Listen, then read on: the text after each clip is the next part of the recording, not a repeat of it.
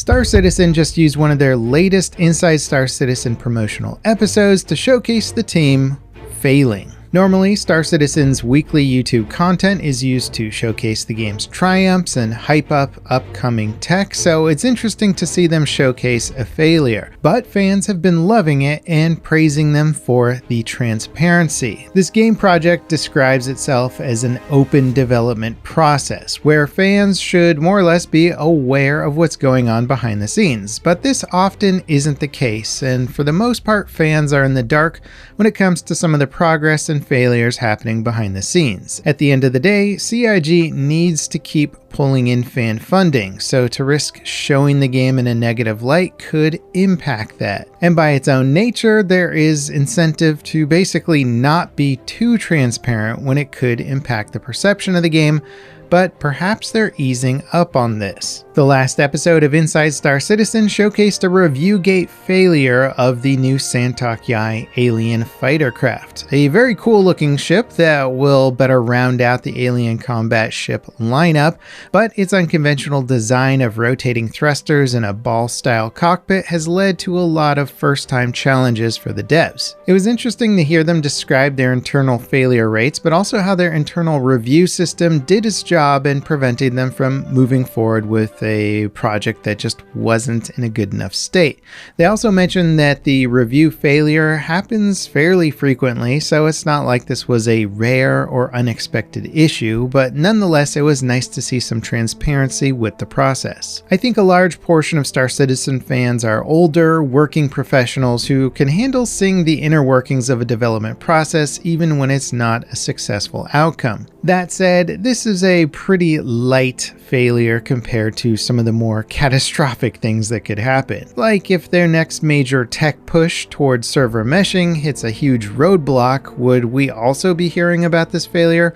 Or would that information be kept behind closed doors? I think we can say that Star Citizen is a very open development process compared to most games, but without question that openness is cherry-picked, in part due to the fact that any major sign of weakness or failure would probably introduce a frenzy of anti-Star Citizen media, which could negatively impact the funding. I certainly don't envy the team having to dance the line of how open can we be with this process versus what's actually going to hurt the development process. Now, speaking of progress, there's been some more rumblings about a Squadron 42 release date announcement. Squadron 42 is the allegedly massive single-player game project that's being developed in parallel to Star Citizen's persistent universe and is currently receiving the majority of development focus. Now, these rumblings about a potential release date are spurred on by two semi-recent events. The first one being that one of the lead developers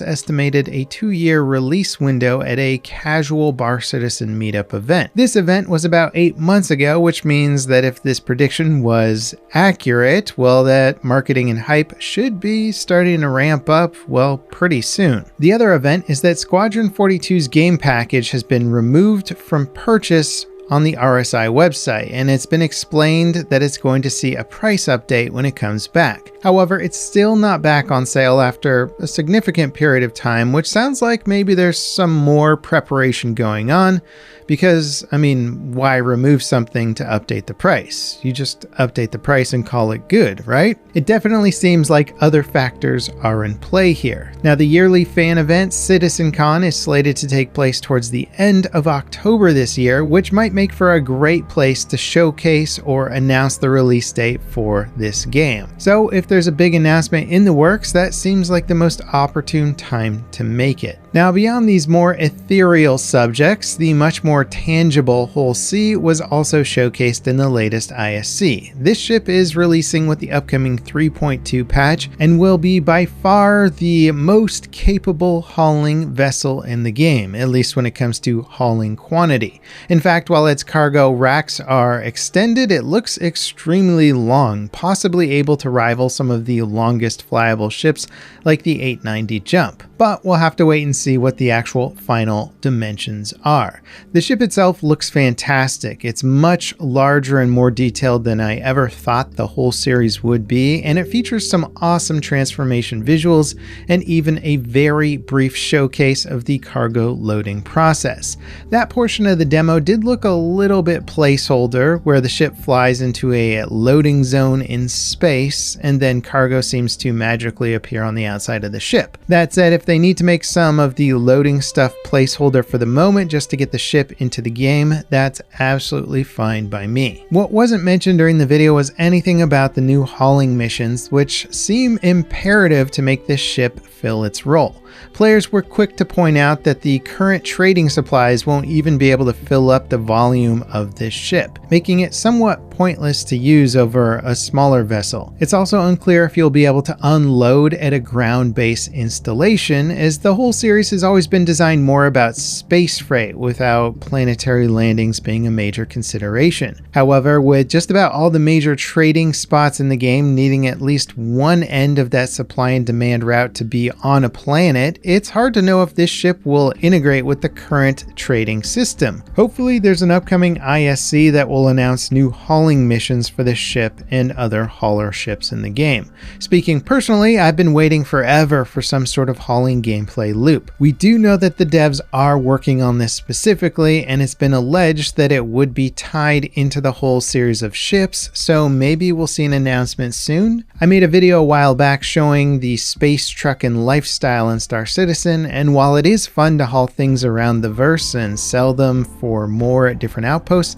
the biggest weak spot for it was just the general lack of a mission system specifically catered for that gameplay. So fingers crossed that we actually hear something soon. Now overall, patch 3.2 is beginning to fill up with some more significant content. A truly massive arena commander overhaul is in the works, new consignment missions are coming, new outpost locations, the just mentioned Hull C ship will be releasing, possibly new tractor beam stuff, and more. The recent 3.19.1 patch just went live and has some significant improvements to the ASOP terminal response time, which is honestly a huge quality of life improvement since you need this terminal to spawn or store any ships in the game. Now, if they can just give me some better options to sort my ships on the terminal and find what I need quicker, we'll be golden. What do you guys think about the upcoming Star Citizen content and the overall transparency of the project? Do you think the devs should be even more open about their development, even if it makes them vulnerable to negative press,